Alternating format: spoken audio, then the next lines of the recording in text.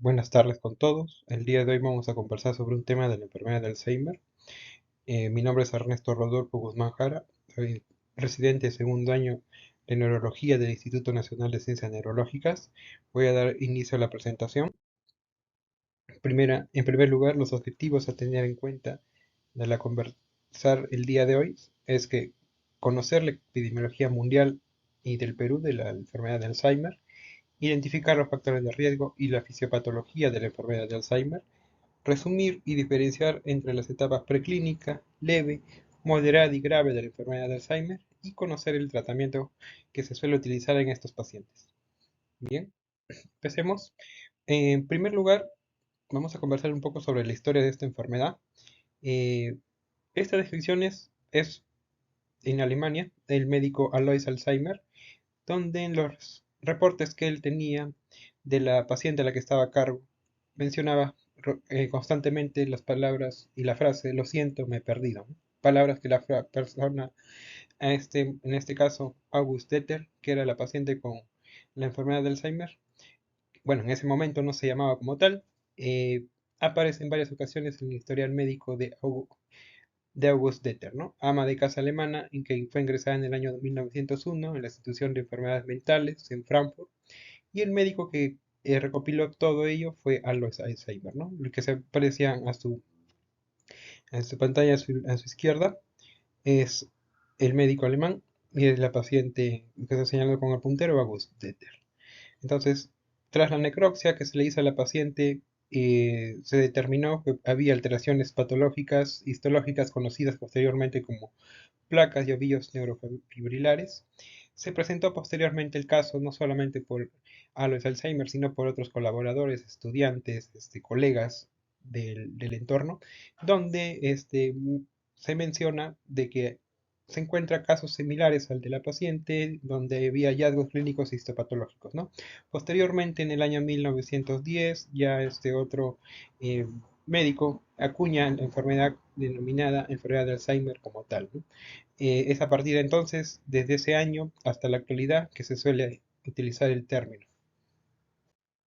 La definición de esta enfermedad es que es una enfermedad neurodegenerativa, irreversible, que afecta a las actividades de la vida diaria y el funcionamiento social. Esto hay que tenerlo en cuenta porque es una enfermedad muy común, sobre todo en la población anciana, ¿no?, de nuestro país y, ¿no?, y de todo el mundo. Es considerada la causa más frecuente de todas las demencias en general. Se define por el deterioro de cognición, comportamiento, que normalmente comienza con la pérdida de memoria sobre acontecimientos recientes. Ahora, en lo que corresponde a la epidemiología, vamos a tener en cuenta que, primero, hablando de la epidemiología a nivel mundial, es la causa degenerativa de demencias más común, como se aprecia en la figura del lado derecho de la presentación. La enfermedad de Alzheimer corresponde a cerca del 60%, seguida de las enfermedades cerebrovasculares, la enfermedad del cuerpo de Lewy y otras patologías que en menor medida también forman parte de la demencia, ¿no? Pero como se aprecia a grandes rasgos, la enfermedad de Alzheimer es la que vendría a corresponder al mayor porcentaje de casos, ¿no?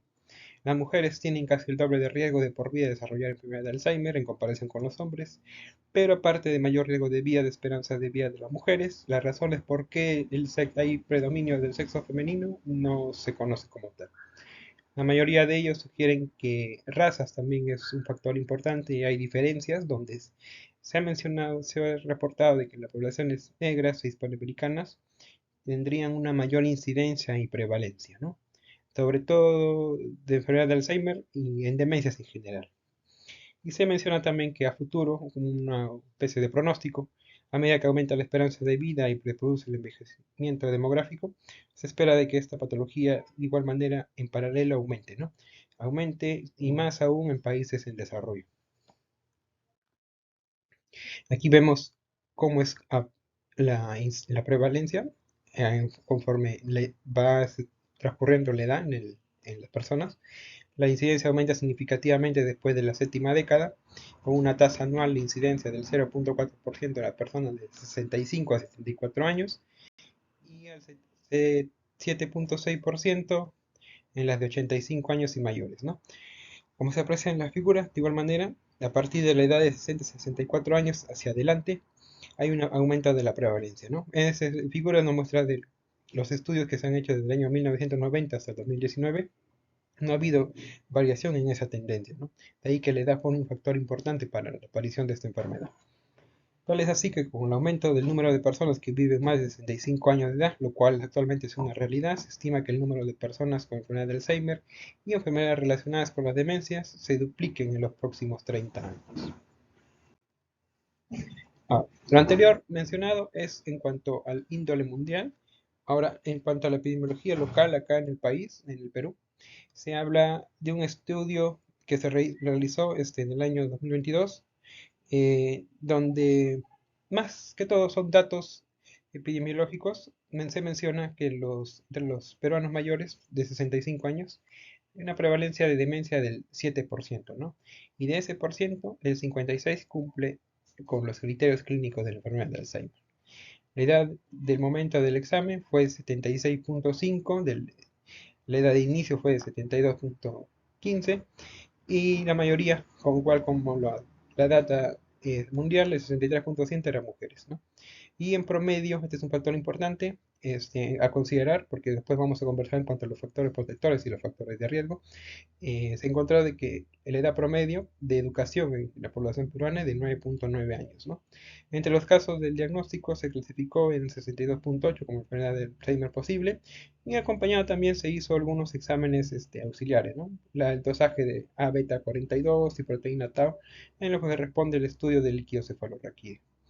Entre la corte peruana de enfermedad de Alzheimer, los principales síntomas psiquiátricos, los neuropsiquiátricos que se valoraron también en esta corte fueron irritabilidad, lo que correspondería al 51%, delirios un 46%, apatía un 45%, consistente con el predominio de síntomas de demencia moderada o graves.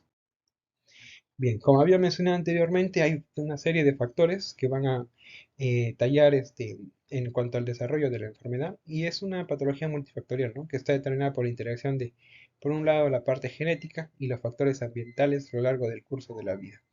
Lo más que se ha reportado son dos grandes grupos, los factores de riesgo y los factores protectores, donde los factores de riesgo son de por sí comorbilidades que van a sumar al desarrollo de la enfermedad de Alzheimer, donde están la diabetes tipo 2, las dislipidemias, lo que es la obesidad, lo que vendría a ser cambios en la variación de la presión arterial, la, la obesidad, cambios de, degeneración cardiovascular, lesiones traumáticas cerebrales eh, y otras enfermedades del índole oral, ¿no? También en ellos se le suma algunas patologías psiquiátricas como depresión y estrés, el fumar, la contaminación ambiental, e incluso se ha reportado la medicación anticolinérgica como factores de riesgo, ¿no?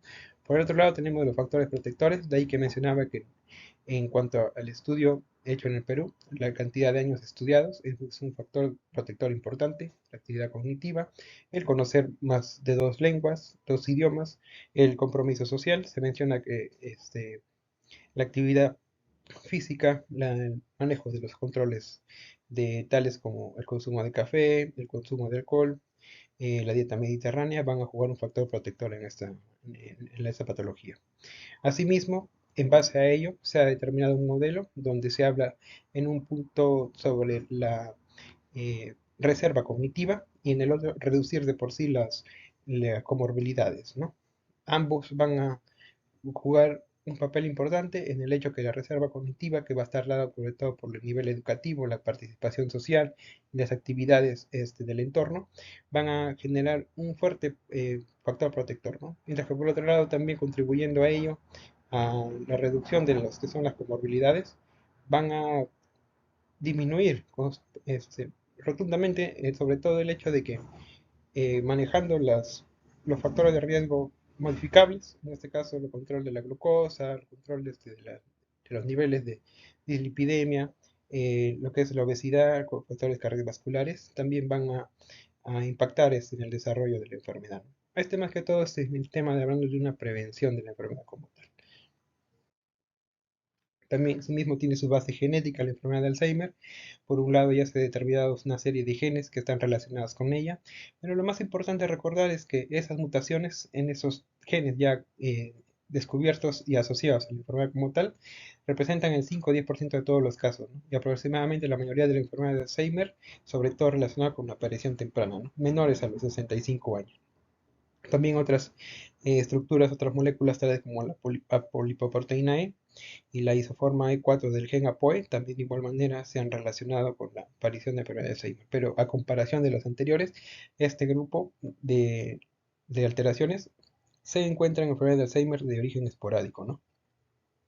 Donde la presencia del aloe 4, aproximadamente el 50% de ellos va a tener una enfermedad de Alzheimer, y si es que el aloe 4 está presente en ambos alelos, el porcentaje es aún mucho mayor, ¿no? El 90% de los casos. Sin dejar de lado que los factores ambientales también forman un papel importante en el desarrollo de la enfermedad, ¿no? Bueno, ese es el sustento de la base genética. Ahora, entre las funciones de beta amiloide que se toman en cuenta, también es importante recordar de que esta proteína, si bien se ha asociado a la patología, no solamente está relacionada con la patología en sí, ¿no? Sino también forma parte importante en las funciones cerebrales normales, ¿no? Tal es así que se ha asociado a plasticidad, neuroprotección, propiedades antioxidantes, antiapoptóticas, incluso en la misma neurogénesis, ¿no? El beta amiloide. Y el más aún en el desarrollo de la memoria. Ahora, si es que hay un mal plegamiento, o sea, es que hay una mala eh, eliminación, degradación de estas proteínas, es que de ahí donde vienen los problemas, ¿no?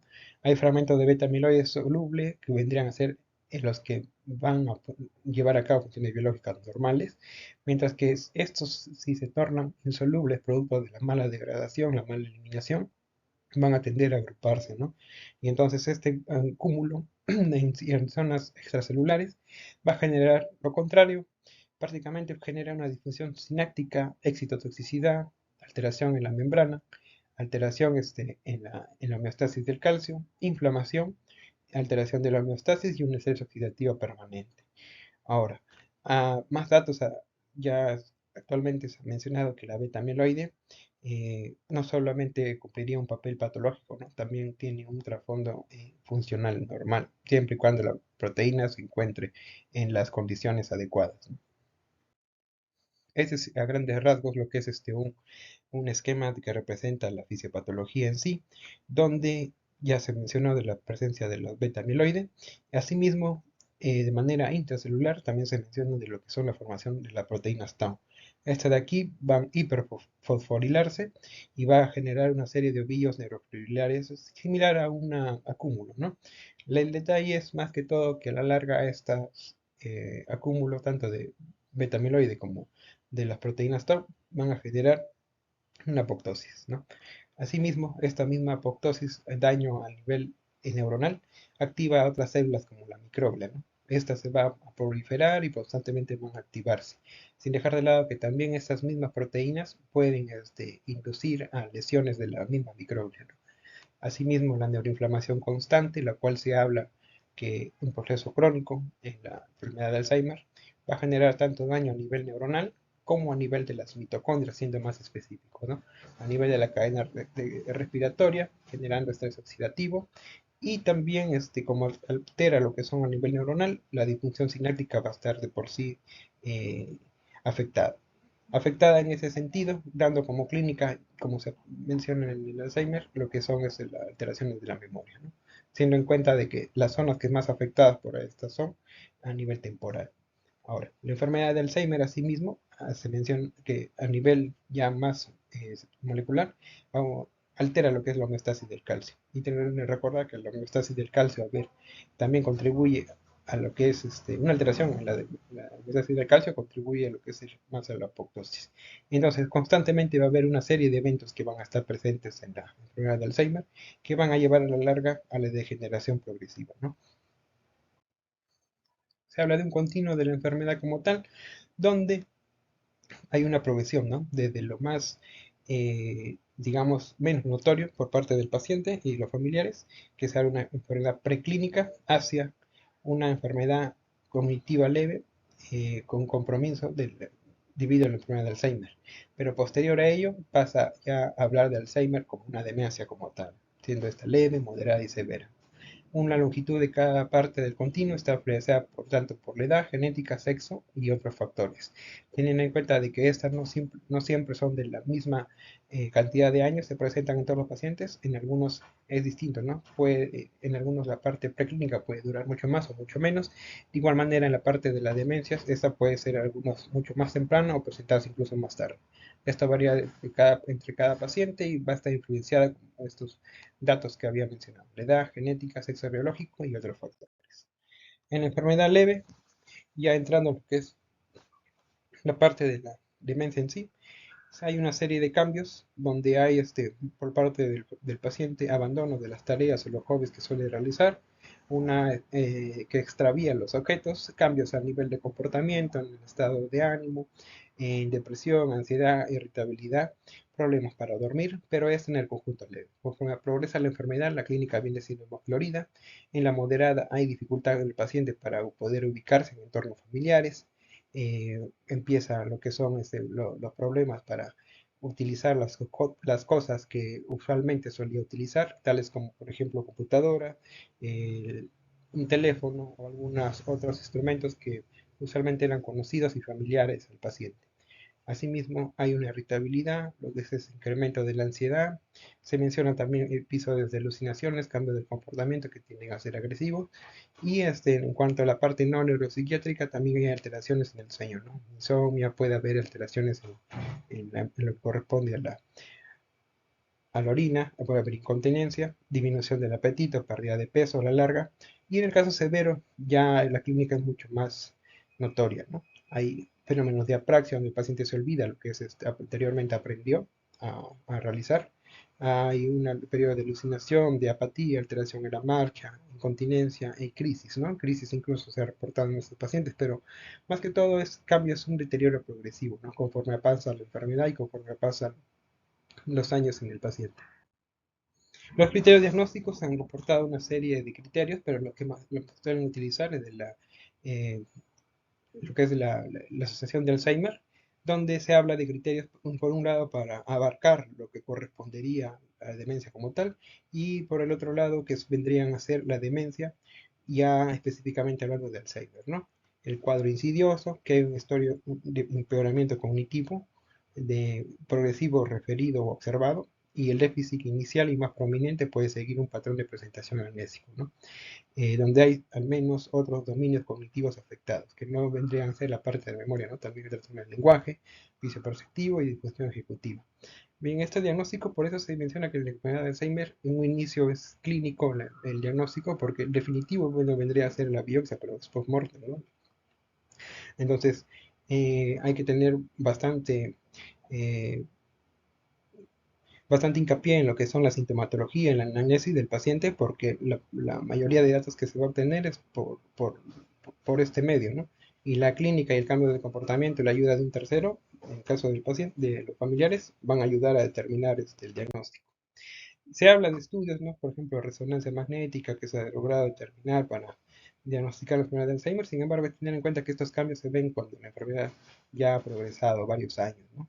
Tales alteraciones a nivel del lóbulo temporal, como ancho de la fisura coroidea, ancho de la temporal ventricolateral, altura del hipocampo, son algunas de las características que se suelen valorar para hablar de una escala, ¿no? De una puntuación de atrofia del lóbulo temporal medial, que es asociado a una sensibilidad del 75% y especificidad del 85% para discriminar la enfermedad de Alzheimer, ¿no?